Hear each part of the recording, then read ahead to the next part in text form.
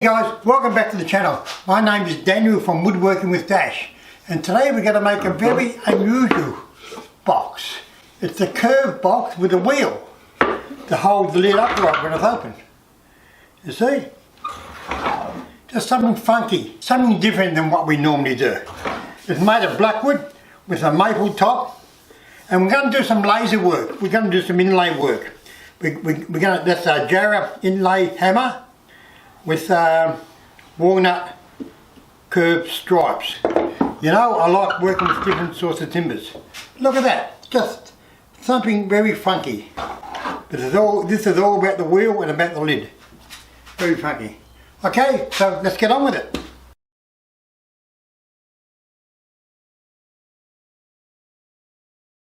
Hey guys, if you're liking these videos, please subscribe and ring the bell. I'm only a new channel looking for subscribers. I think I'm giving value for your time, so please subscribe. Hey guys, an unusual looking box, isn't it? I take you through the process of how I go about designing a box like that. It just starts off with the concept in my head, and then I just go over to the computer, draw a shape. That's it, just the shape of the outline shape that I think I need. And now I'll cut a bottom out.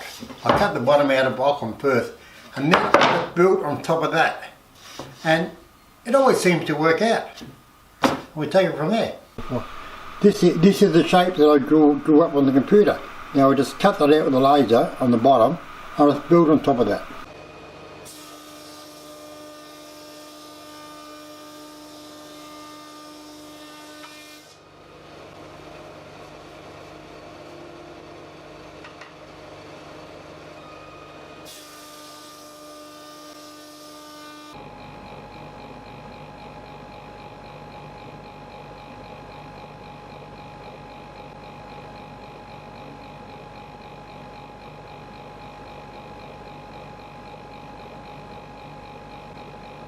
I planed the Ockham down to about 10 mil, and I've cut out the shape on the laser. See, it came out of that Ockham. Mate, I prefer the laser over the CNC machine anytime. Although it does leave a black mark, but I'll stand up for the black. But it's such a clean cut. It is such a clean cut. So this is the bottom. This is now the bottom of the box, and I just build everything on top of that. And I just make it up as I go, like I do a lot of other things. Cut a pattern out of 3mm MDF, just so I can play around with the top and how it's all going to swing and everything. All I know is that I want a swinging top, maybe with a wheel on the end of it to support the end. I'm not 100% sure yet. I'll work that out as I go. Okay guys, I've sanded all the black off the Ockham for the bottom.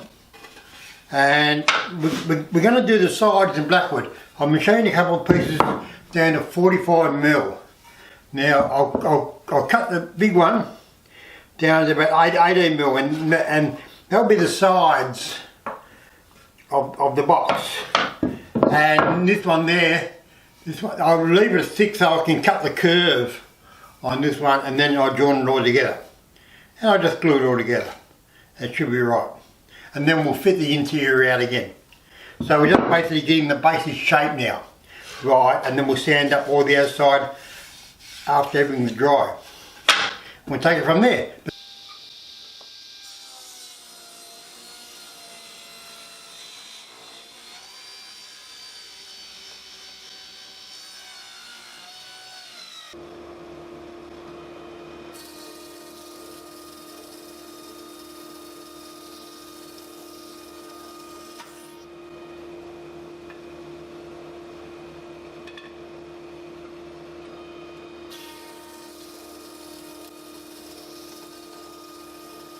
Guys, I've got the front and the back block done.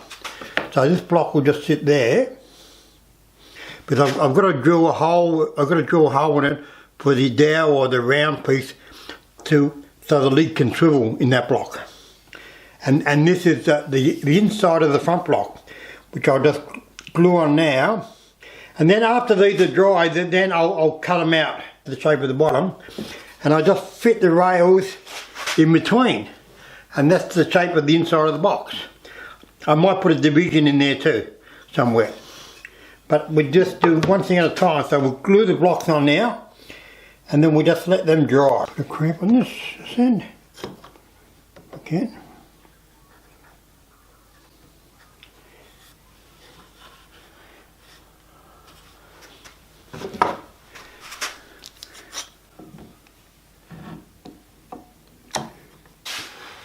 Okay guys, while we're waiting for the box to dry, cup of tea and a story. A couple of videos ago, I made a blue one of my boxes. The hinges all broke off and everything. So I thought I'd tell you about some of my mistakes that I've made over the years. And I've made, just like everybody, I've made some big ones, I've made some small ones. But I'll tell you some of the big ones. My first big mistake was during my apprenticeship, the firm used to make extension tables where they used to pull the table apart, the leaf come up out of the centre, and you push the table together. And it had dowels that aligned. They weren't dowels, they were pins. They had pins that aligned everything to make sure everything comes up, veneers match up. And they always put them in last after everything is polished. I had the job of drilling all the holes for the pins for the tabletop. I stuffed them up. I didn't have them hard back to the end of the jig when I drilled them. So everything was polished, and they put the pins in and I pushed the tables together. One leaf was up about a 1/16 of an inch, or a bit more on every one of them. Mate, they had to have meetings about them.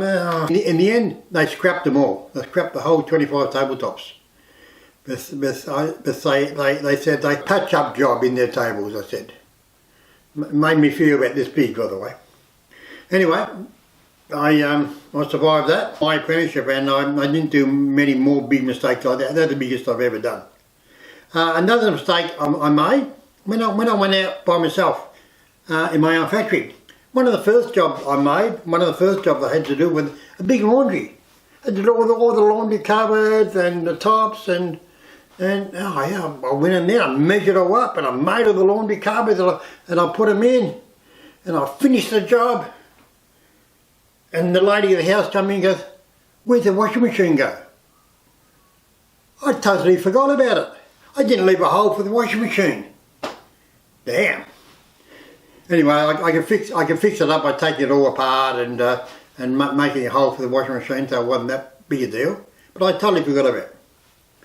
Another mistake I didn't make, but I was fitting one of my kitchens and I had someone helping me, a kid helping me, and he was screwing the top down with L brackets from underneath, and you're supposed to be screwing them with 25mm screws, and there was one 35mm screw in the bucket, and he picked it, and I was doing another job at the other end of the kitchen, and I look up and I see the screw coming through the centre of the top. Once the screw goes through the top, it's stuffed. You got to get a brand new laminate top. Damn, that hurt, but I had to pay for that. That hurt, big time. What other things I've done? A pipe. I was fitting a job on a Friday afternoon. I was tired, I was getting late, I'd finished the kitchen. All I had to do was fit the laundry cupboard back to the wall. That's all I had to do. So I put it in place and I leveled it all up and I had to find a stud. And the way you find a stud is I didn't have a stud finder on me. I just drilled a series of holes above the cabinet before the top went on and until it hit. And I bang bang on the wall, yeah, that's a stud. And I drilled it and I put a screw in and I hear I put a screw straight through the water pipe on a Friday afternoon at about 4 o'clock. Oh, damn. So I had to take the cupboard out, cut the plaster out, turn the water off, like we couldn't get a plumber at that time, so I just turned the water off and I sealed the pipe up so it wouldn't leak anymore. And they got a plumber the next day and all the rim roll and go fit the cabinet again. But I was hurrying. I couldn't be bothered going to get my stud finder. Story for today. Now back to the box. Time to take the clamps off the box and see what we've got.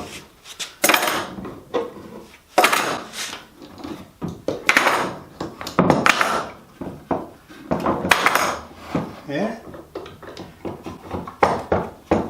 Come here. You clamp, you clamp. Okay.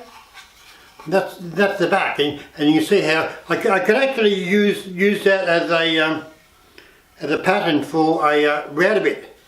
It's a bit big, 45mm. Yeah, it might be a bit big of me. I think I'll just cut it rough on the bandsaw, and then I'll just sand it up. I think might be a safer and easier way. I think.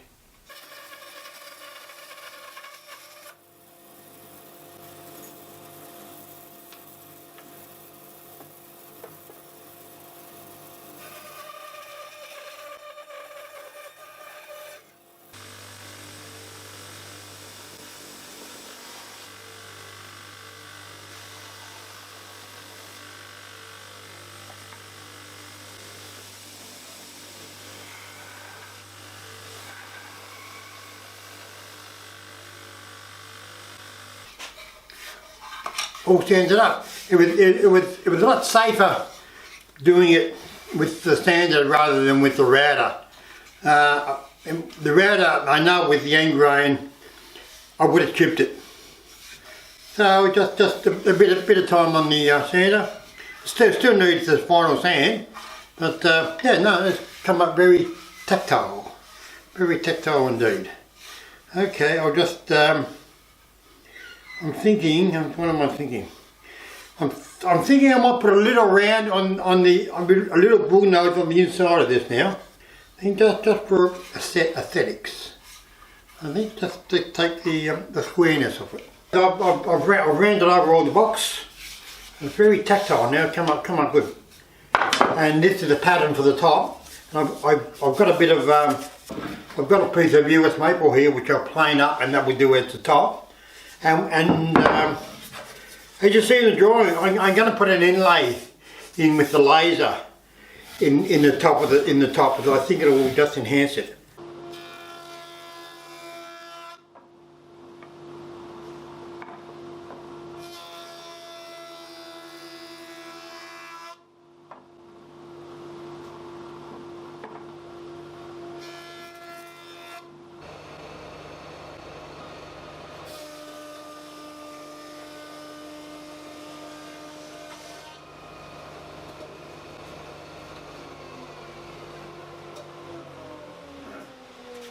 I've planed the maple up to about 21mm, I think it is, and I've marked where I've got to cut out for the top.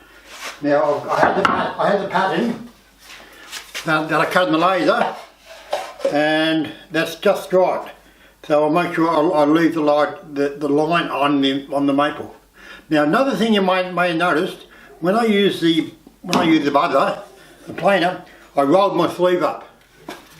But you never have any long sleeves using a buzzer, because they hang down and they can catch the blade, and I've seen it happen.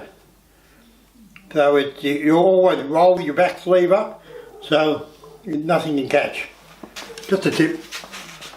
As you said, I planed up the maple. That's the bulk of the top.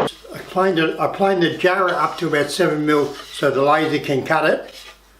And I've cut some walnut to about 7mm too, so the laser can cut it. And these are going to be inlaid into the top. Yeah, that's how the inlay is going to look. The hammer part is the jarrah, three lines, and the three shapes in the centre are the walnut. Cool. Hey guys, here's the exhaust of the laser. You can see the smoke. It cut a whole lot of material out.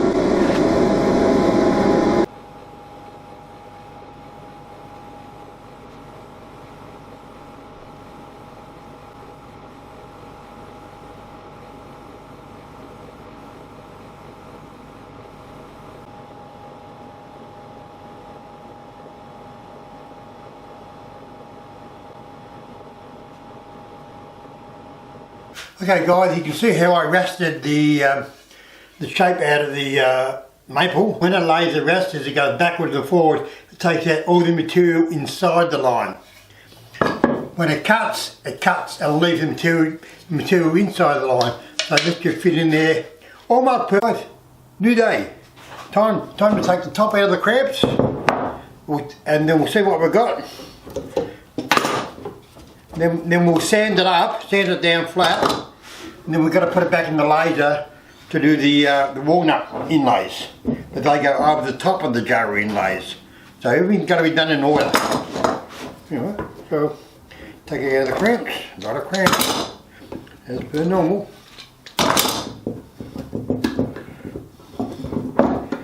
Okay.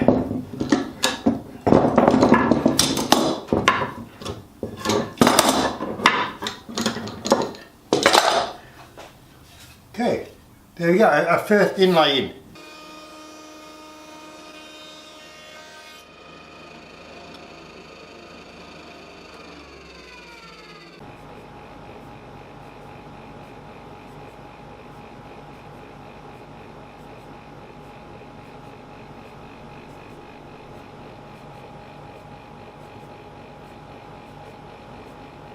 Perfect. Another day in the shop. Okay, I've glued in the walnut curved stripes, and they're all dried now. We'll just unpack them, and that's what we got.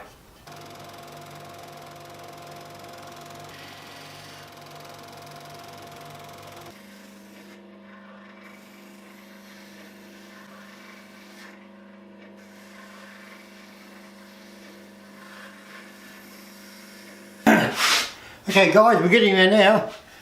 I've cut a blackwood handle, and I've stuck it on, and we've got the jarrah and the walnut inlay, and I just got to sand this up now. We've got a 1 hinge point in the bottom, and that's got to be underneath a plug. So I have to drill a 3/8 hole and then put 1 screw in there so it can open. Just like that. And then we can polish it all up. So I'll sand the box up now.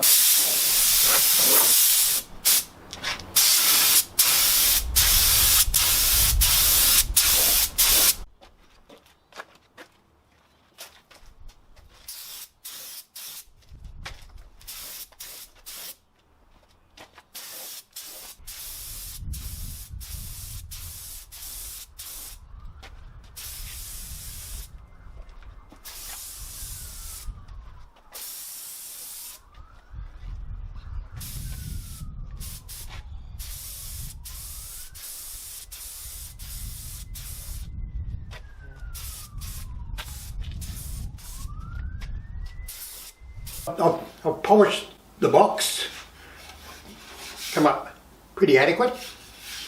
Yeah, so that's what I've done now. And I polished I've done two coats on the underside of the top, but I've only done one coat on the top itself. Because now I've got to put a pin in this corner, so for it to swivel.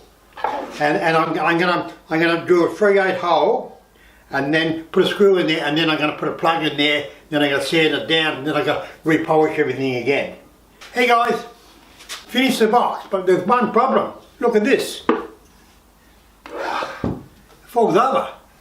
It can't hold its own weight. I thought that might be the case. So I made a wheel. I'm going to put a wheel on the front of this to support this lid as it spins around, so the wheel will just roll around with the lid. So I've just got to make an axle, some sort of axle for it, come off there, down there, like a Z-shaped axle, and the wheel can just sit there and I'll polish the wheel up. So, what do you think? Something unusual, but I like making unusual.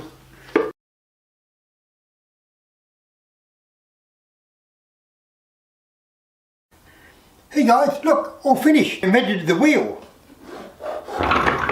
Everything stays upright. How cool is that? And it's very funky, isn't it? I took funky in school, by the way. Damn, look at that. It's got a wheel on the front, I like doing unusual things. When something happens, don't, oh, how am I going to get over it? Just think of a funky way of getting over it. And that's very funky. Look at that. That's very cool. Okay guys, this is the box for today. Thanks for watching again. Please subscribe. Again, I'm trying to get subscribers, and I'm having a lot, as you know, I'm having a lot of fun doing this, and I think you're having a lot of fun following me. So I'm trying to do things different than what other people do. And this is one way of doing them different. Being funky, and I like being funky. Thanks guys. See you next time.